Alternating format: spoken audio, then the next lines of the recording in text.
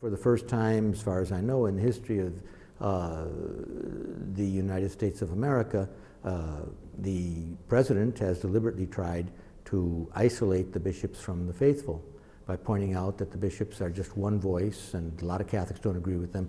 Well, bishops know that Catholics don't always agree with us. We don't speak for all Catholics. We speak for the Catholic faith. And those who hold the faith gather around and the others don't. The bishop's job is to proclaim the faith and draw the consequences. And that's an authoritative voice.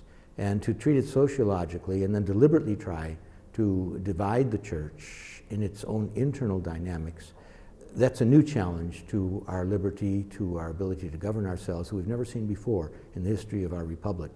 But it's very, very disturbing. I am very disturbed anyway.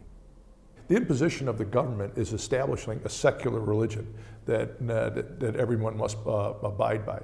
This goes against the tenets of the Founding Fathers. When someone comes to Catholic Charities, we don't ask them whether they're Catholic or not. They're in need. When people come to our schools, they're free to choose any other schools they want. They come to our schools, so they're making the choice. When they come to a Catholic hospital, they're making a choice to come to the hospital. When people are working for a Catholic hospital, they're hired, they're choosing to come to work at the Catholic hospital. My sense is the vision of the government is wrong when it comes to the activity of religion. We've had many presidents who probably were anti-Catholic, but no president has ever tried to tell us what to believe, to define what is our ministry, that it's only what we do in church. To tell us that the only ministerial function we have is the altar is appalling. To tell us that we must have material cooperation with intrinsic evil is appalling. I never thought I would live to see this happen. Not in our country.